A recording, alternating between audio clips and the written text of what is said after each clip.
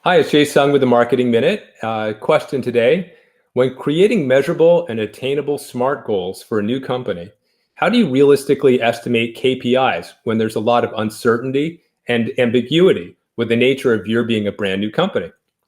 Um, well, when you're starting a brand new company, there's so many unknowns. I get why you would ask, how do I set goals when there's so much that we still have to learn? Mature companies have the benefit of looking at last year's results and working hard to beat those results from last year. For example, over 2020, many of Brentwood's companies faced some of the most challenging headwinds ever due to the pandemic. Talk about uncertainty and ambiguity. The SMART goals set by teams at the beginning of the year seemed close to impossible to achieve once COVID hit. But many of our companies surprised themselves with their newfound agility and were able to overachieve their goals. I think about our dentistry business in Texas, Jefferson Dental, which overcame incredible odds to book patient visits at record levels when all of their competitors struggled to just stay open. In our apparel business, Jay McLaughlin, there was a sharp pivot to e-commerce while store traffic was challenged and enabled them to exceed new customer acquisition targets that they set at the beginning of the year.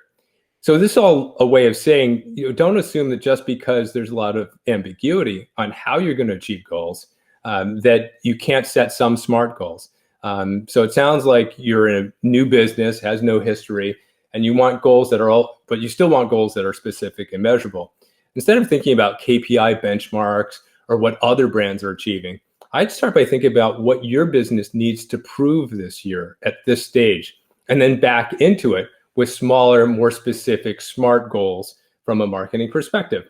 So to just use a super simplistic example, let's say you raised a limited amount of funding and you needed to prove that you have a business model with sustainable unit economics.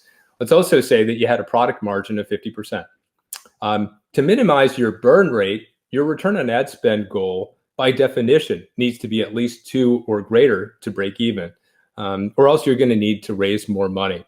So that should be your KPI. As a new venture, you may not know exactly how you're going to achieve that goal, but it's the setting of that goal and then testing and learning against it that will move you and your brand and your company forward. I'd encourage you to really embrace that ambiguity.